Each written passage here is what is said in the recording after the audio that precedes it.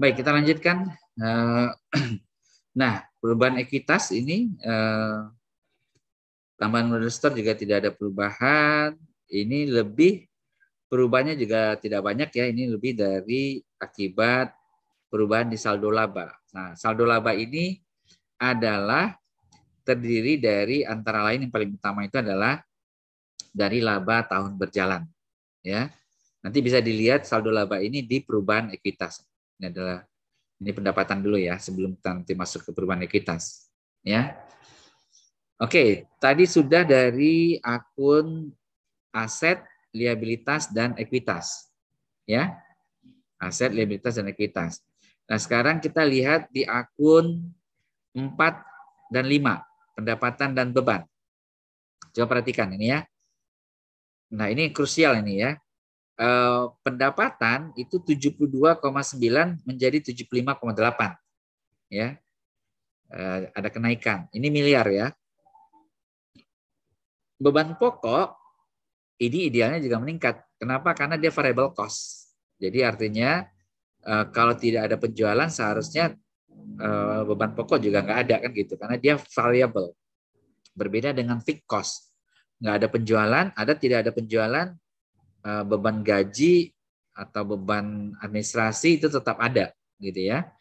Nah, itu fixed cost. Nah, ini variable cost. Karakternya sebagian besar adalah variable cost. Apa beban pokok? Ini sebenarnya nanti bisa dilihat di catatan 26, 10, 21 dan 26, yaitu harga pokok. Harga pokok cost of goods sold ya, harga pokok penjualannya ya. Jadi barang itu kan ketika dia beli dicatat sebagai persediaan, kemudian berarti kan persediaan awal ya ditambah apa pembelian ya.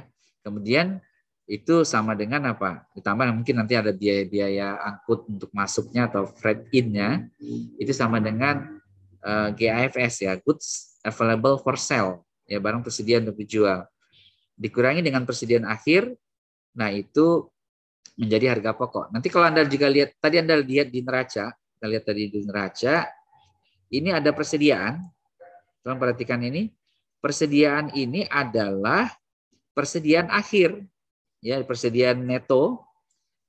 Persediaan juga neto ya. Artinya persediaan akhir itu dihitung jumlah fisiknya kalau untuk pengecekannya ya. Kemudian dikurangi dengan impairment ataupun penurunan nilai dari persediaan tadi yang diakibatkan dari adanya barang rusak atau alokasi dari manajemen terkait dengan potensi kerugian dari persediaan gitu kan ya, dan ataupun temuan-temuan audit terkait dengan persediaan sehingga dapatlah nilai neto. Sebenarnya hampir keseluruhan aset ini harus disajikan dalam nilai bersihnya atau nilai wajarnya ya. Tapi ini istilah nilai neto itu berbeda dengan nilai wajar ya. Tapi intinya nilai aset harus disajikan secara wajar. Nah, lihat ini juga ada bebannya, nggak banyak terlalu banyak perubahan ya. Nah, ini agak ada sesuatu yang anomali istilahnya ya. Lihat ini 72,9 pendapatannya, sementara di sini naik jadi 75,8, berarti kan sekitar 2,9 miliar kenaikannya, tetapi di laba tahun berjalannya malah turun. Ya kan? Apa penyebabnya? Pajaknya sebenarnya turun. Kemudian apa yang penyebabnya? Ini biaya keuangannya malah turun ya. Seharusnya kan dia kalau turun naik. Jadi apa yang penyebabnya? Mungkin ya persentase dari ini 58, di mana penurunannya, kenaikannya? Di sini beban penjualan dan distribusi. Apalagi ini beban umum dan administrasi.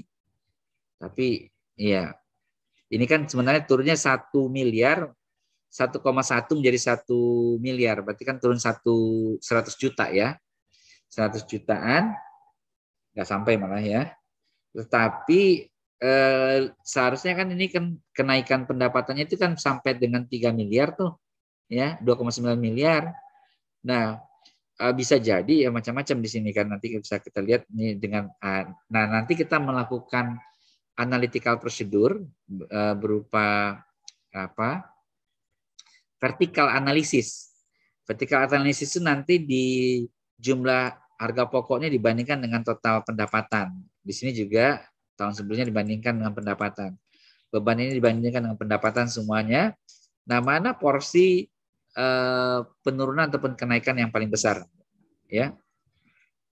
Oke. Nah, itu untuk bacaan di akun utamanya. Nah, di sini di rugi laba itu ada penghasilan komprehensif lain, ya. Ya, ini atau yang disebut dengan OCI, lihat ini, Other Comprehensive Income, ya, OCI. Nah, OCI ini isinya itu apa? Ini bisa Anda lihat di sini, ya. Dia pos-pos yang akan direklasifikasi ke laba rugi, ya. Jadi dia sebenarnya pos ini berdampak langsung ke ekuitas, tapi dia direklasifikasi ke laba rugi, ya. Selisih kurs atas penjabaran laporan keuangan. Oke. Kemudian pajak penghasilan terkait dengan selisih kurs atas penjabaran laporan keuangan. Kemudian pos-pos yang tidak akan direklasifikasi ke laba rugi. Ya. Ini liabilitas imbalan kerja dan pengukuran kembali atas liabilitas imbalan peserta kerja. Ini kita skip dulu pembahasannya karena ini sudah advance, ya. Kemudian ini total penghasilan komprehensif lain. Oke, ini laba per saham. Sebentar. Oke, laba yang kita pakai di perhitungan kita sampai tahapan laba tahun berjalan dulu, ya, laba tahun berjalan. Oke. Oke. Nah, ini ekuitas kita skip dulu nanti karena kita mau lihat dulu analisis rasionya secara keseluruhan, ya. Baik.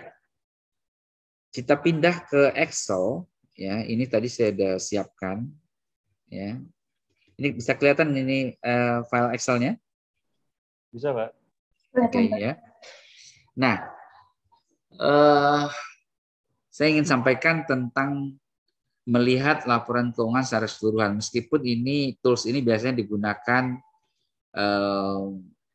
untuk industri, ya, yang dimana ada proses apa namanya itu produksi, ya. Berbeda dengan perdagangan. Kalau perdagangan itu kan pada dasarnya beli barang dari vendor, kemudian dipajang di rak, kemudian dijual. Jadi tidak ada proses produksi di dalamnya. Sementara kalau untuk di industri itu yang dibeli dalam bentuk raw material, bahan baku, kemudian diproses menjadi barang setengah jadi, kemudian diproses lagi menjadi barang jadi. Di dalamnya ada proses produksi. Perbedaannya di mana? Perbedaannya di akun beban, biaya, ya, di perhitungan harga pokok. Tadi kalau kita ketahui tadi bahwa seperti perusahaan perdagangan ini, harga pokoknya itu dihitung atas dasar pertama tadi adalah persediaan awal, ya kan? Kemudian ditambah apa tadi? Nah, ditambah dengan pembelian, ya, pembelian dari vendor, ya kan? Ditambah mungkin kalau ada freight in-nya, ya. Tapi kalau misalkan tergantung perusahaannya, seperti Alfa mungkin kemungkinan besar dia menerima barang di gudangnya, artinya freight in ditanggung oleh si penjual, gitu kan, freight out penjual, gitu kan. Nah, tapi itu oke, nanti tergantung ketika dilakukan analisis lebih awal, lebih dalam, ya. Kemudian ini menjadi GAFS, gitu kan, ya, goods available for sale. Ini dikurangi dengan persediaan akhir, gitu kan. Nah, ini dapat cost of goods sold ya. Nah, kan begini ya cara hitungannya untuk perusahaan dagang gitu ya. Ya. Ini. Bentar ya. Nah, ini kan sama dengan ya. Ini ditambah ya. Kemudian ini dikurangi nih. Nah, ini kan. Sorry. Nah, gini ya. Nah, kemudian ini ditambah lagi. Nah, ini untuk perusahaan dagang ya. Untuk di perusahaan, untuk di industri itu modelnya kan begini. Harga pokok itu terdiri dari material, ya kan? Material, bahan, ya. Kemudian, nah ini paling penting nih, labor cost istilahnya ya. Jadi direct labor cost ya. Labor cost itu pekerja yang bekerja di pabriknya. Nah, kemudian ada overhead, ya, overhead cost ya, overhead cost. Ini apa tuh overhead cost? Simple, seluruh biaya-biaya yang biaya langsung ya, yang langsung berhubungan dengan proses produksi, tetapi tidak masuk dalam kategori material, bahan, ataupun tidak masuk dalam kategori labor ya. Nah, itu disebut dengan direct cost. Contohnya apa gitu kan ya? Ini cost of production gitu ya. Oke ya. Nah, ini perbedaannya ya, perbedaannya. Jadi persediaan tidak dihitung sebagai komponen harga pokok kecuali kalau dia sudah dipakai. Jadi ini bahan yang dipakai ya, material yang dipakai. Kalau dalam perhitungan karena persediaan tidak dijual gitu kan ya. Yang dijual itu kan adalah pada dasarnya adalah barang jadi ya dalam proses produksi ya. Oke, itu secara sekilas. Jadi untuk memahami, untuk melakukan analisis ini terkenal dengan namanya rumusnya adalah DuPont ya, DuPont analisis ya. Karena yang menemukannya itu DuPont gitu ya. Nah, ini secara singkat coba tolong perhatikan ya. ROE ya. Kenapa ROE yang dipakai oleh DuPont gitu ya? Karena ini adalah mencerminkan laba atas ekuitas ya, investasi si pemegang saham dalam ekuitas ya, pada ekuitas perusahaan tadi. Jadi berapa laba yang dihasilkan, berapa persen hasil yang diperoleh oleh pemegang saham atau pemilik ekuitas atas operasional perusahaan ya, atas penjualan dan atas laba gitu ya. Operasional itu kan diwakili oleh laba antara lain ya. Nah, kemudian laba per ekuitas ini simple berpikir seperti ini. Ya, ini saya tarik dari akhir biar gampang memahaminya. Ini dapat angka 14,3% ya di tahun 2020. Ya, ini setelah kita masukkan tadi dari saham AMRT ya. Dibandingkan dengan angka 16,5%. Ini naik atau menurun ini? Menurun ya. Nah, tadi kan kita tahu tadi ada yang menaik, ada yang menurun. Tadi kan kita masih ingat tadi ya, laba di bawahnya tadi kan turun ya. Pendapatannya naik kan? Nah, ternyata laba turun itu menyebabkan apa ini? ROE-nya turun. Ya, jadi ROE ini mencerminkan bahwa tingkat keuntungan yang diperoleh oleh si pemilik ekuitas itu menurun. Meskipun tadi terjadi kenaikan sales gitu kan. Ini kita lihat. Ini kenaikan sales ya. Ini lihat nih sales. 72,9 naik menjadi 75,8. Ya, jadi ini bisa kita lihat ya. Rumus laba per ekuitas ini diturunkan DuPont itu menjadi ROS dikali ATO dikali ALEV. Ya. Gampang aja nih mengingatnya, return on sales ya. Laba dibagi sales, dibagi penjualan, kemudian dikali atau aset turnover, perputaran aset. Penjualan dibagi aset. Ya. ALEV ini aset leverage, aset dibagi ekuitas, ya. Oke. Nah, ROE ya tadi laba dibagi ekuitas itu sama dengan ROS ya, return on sales. Laba dibagi penjualan, ini 1 miliar, penjualannya dari 75 ya, 75,8. Ini udah kita masukkan rumusnya. Kemudian 75 ini tadi salesnya, ini naik ke atas. 75 dibagi total aset. Total asetnya ini terjadi kenaikan tadi ya. 23,9 menjadi 25,9. Ya kan? Nah, kemudian leverage-nya aset dibagi dengan ekuitas. Asetnya 25, ekuitasnya terjadi kenaikan juga tadi ya, dari 6,8 menjadi 7,6. Ya kenapa? Karena ada penambahan dari laba ya, dari laba tahun berjalan. Nah, lihat hasil akhirnya. Kalau ini kan secara matematis, ya secara matematis kan kita bisa melakukan gini bahwa ini kalau ini di bawah, yang di atas berarti kan 0. Ini dicoret, ini kan berarti 1,088 dibagi dengan 7,6. Ya, dapat hasilnya 14,3. Oke, ini juga begitu di tahun sebelumnya. Nah, sekarang kita lihat arti dari angka ini ya. Angka ini. Pertama, angka ini itu menunjukkan bahwa tingkat keuntungan yang diperoleh oleh si pemilik ekuitas itu sebenarnya sesungguhnya menurun. Meskipun tadi ada kenaikan dari penjualan dan kenaikan dari aset. Ya. Paham ya? Nah, kalau kita lihat kenapa itu bisa terjadi, itu kita lihat ini, ya.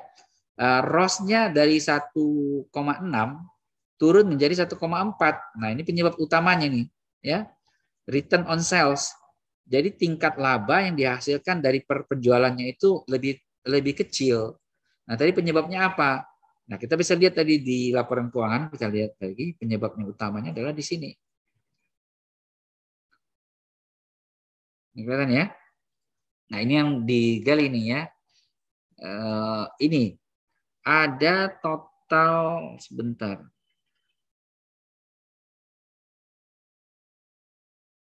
Mana yang naik besar ini? 39, 17,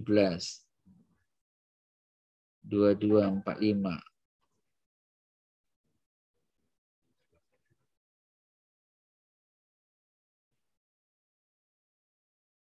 Beban penjualan dan distribusi. Ya. Beban penjualan dan distribusinya meningkat. Ini mungkin nggak bisa kalau kita nggak melakukan vertikal analisis ya. Vertikal analisis itu kita harus masukkan seluruh angka ini, ya. Kemudian kita bagi. Tapi mungkin saya coba tes dulu di ini ya, kita potong dulu. Kita bisa lihat. Mungkin ini dulu aja tadi. Ini ya, sampai sini dulu aja kita bagi. Kita masukin ya, karena waktunya terbatas ya. Oke. Ini saya pindah ke Excel-nya. Ya. Nah, sekarang kita masukkan ya. Kita bikin di sini aja. Sales. Untuk pendapatan ya. Di sini COGS. Saya simpelin aja karena waktu kita terbatas, laba bruto. Ya kan? Kemudian di sini ada beban penjualan. Ya. Kita lihat tahunnya. Ini 2000. Sini aja kita bikin. 2020. Ini 2019. Oke, dah oke. Coba dibacakan ini berapa nih? 75 826 ya. 880. Oke.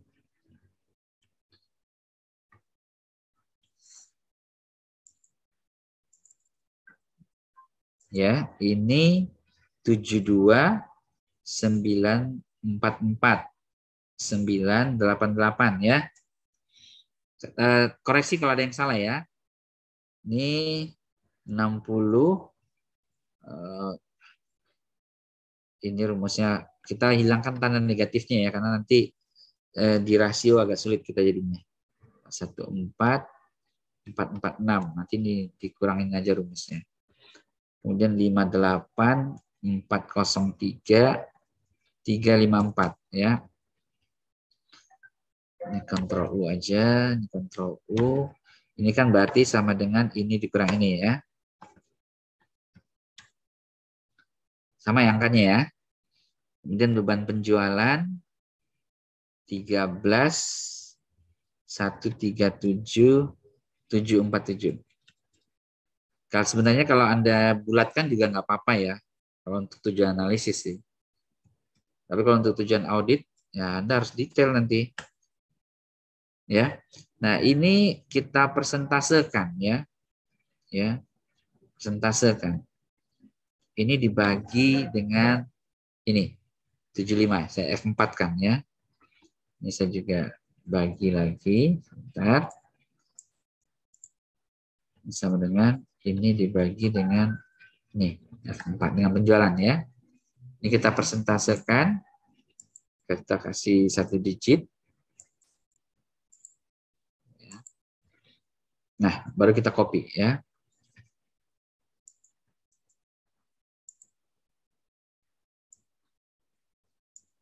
Bisa nggak ya? Oh, nggak bisa ya. Ini copy gini aja ya. Ini, oke, ini kan pastikan 100% ya. Dah. Nah, lihat ini. Ini COGS-nya turun ya. Ini memang ya COGS-nya laba kotornya naik ya, tapi laba berarti komponen penyebabnya adalah di ini antara di beban penjualan bukan di cost of goods sold ya. Kita lihat lagi ke ininya, ke akunnya. Nah, kita harus masukin semuanya nih. Ya 381 biaya keuangan. Di mana meningkatnya nih? Ini ya bagian atas rugi entitas asosiasi. Tapi ini 45, hanya 45, ini dalam ribuan ya. 45 juta ya, kecil ya. Oh, ini beban pajak penghasilannya turun juga. Kenapa ini meningkat ya? 36.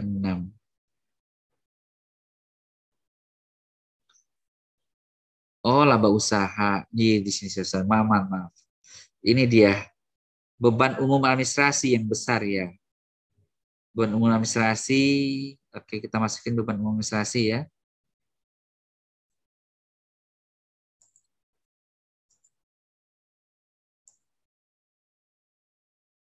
Jadi kita perpanjang, kita expand.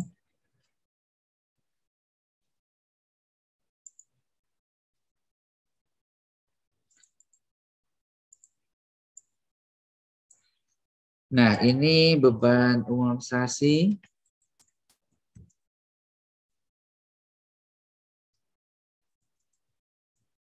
Berapa itu?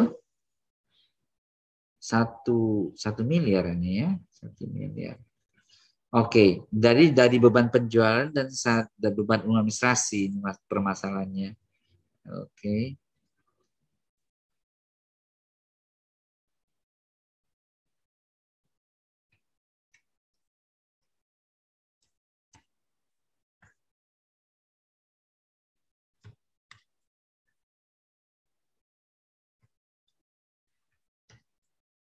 Oke, dah. Oke, ini udah ketahuan penyebabnya adalah di beban penjualan ya. Jadi beban penjualan ini ada selisih berapa itu? Kita bisa lihat di sini. Sebenarnya bisa digabung juga dengan horizontal analysis ya. Kalau mau digabung kita tambahkan kolomnya. Nah, ini selisihnya ya, 13 kurang ini. Ini nilainya. Ini kita kasih growth istilahnya. Ya. Dan. Oke. Nah, jadi ini growth-nya yang paling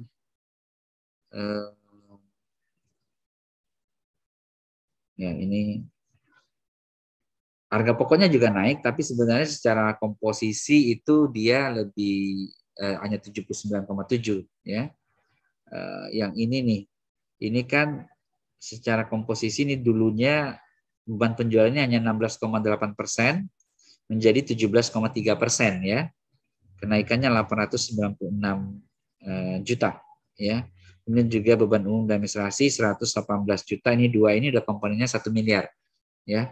Jadi ini apa?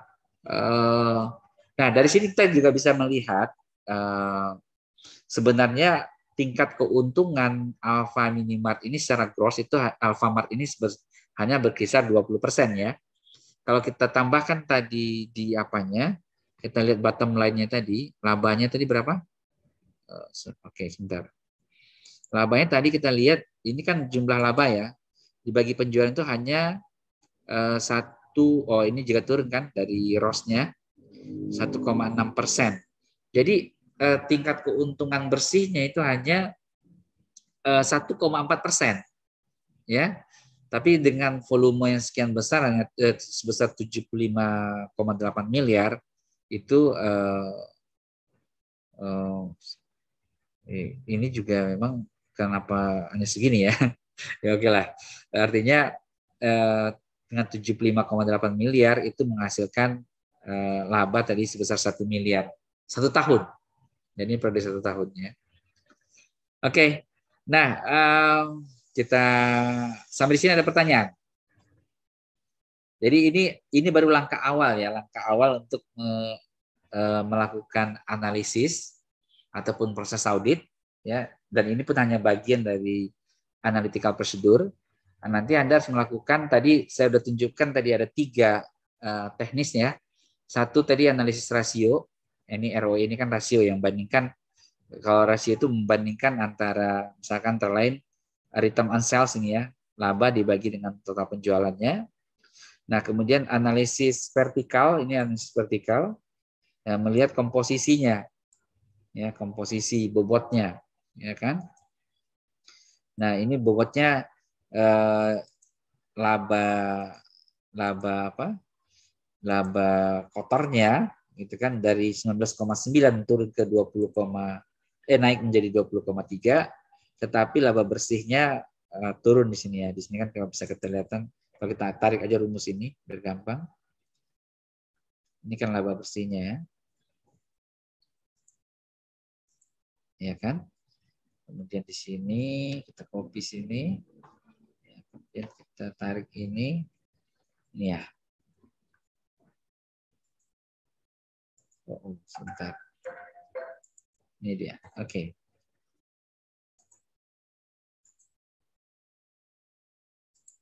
Salah rumus. Dan. Oke, ya.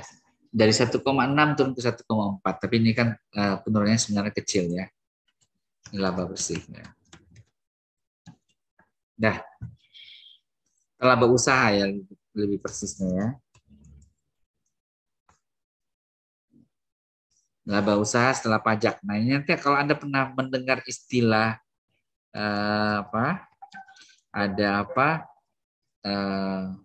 net profit ya, net profit after tax ya, net profit NPBT, NPAT ya, atau kita juga bisa NOPAT misalnya, net operating profit after tax gitu atau NPAT.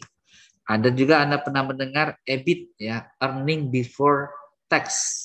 Tadi di sini bisa kita lihat, kita pindah ke laporan keuangannya.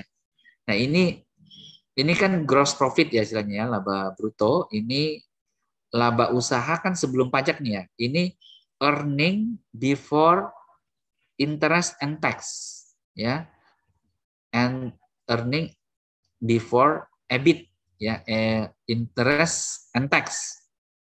Penyusutan amortisasi, nah, penyusutan bisa aja di atas ini ya. Tentu keperluan analisis biasanya mereka pisahkan antara earning before interest and tax and depreciation (EBITDA) kemudian nanti ada earning before interest and tax, nanti ada earning after tax (EAT), ya. Ya. Itu hanya istilah-istilah aja, tapi Anda bisa paham bahwa yang dimaksud di sini adalah perhitungannya terdiri dari seperti ini, ya. Oke, ada pertanyaan? Kalau nggak ada pertanyaan, kita sudahi dulu tentang analisis ini. Nanti kita sampaikan mengenai tugas yang harus Anda lakukan, ya. Saya stop share dulu. Nah, jadi begitu gambaran mengenai financial statement analysis ataupun prosedur analytical, ya, yang diperlukan sebagai bagian dari prosedur audit. Mudah-mudahan nanti mahasiswa bisa memahaminya dan nanti bisa mempraktikannya dalam tugasnya, ya. Oke, sekian dulu dari saya. Wabillahi taufiq wal hidayah. Assalamualaikum warahmatullahi wabarakatuh. Waalaikumsalam warahmatullahi wabarakatuh. Terima kasih.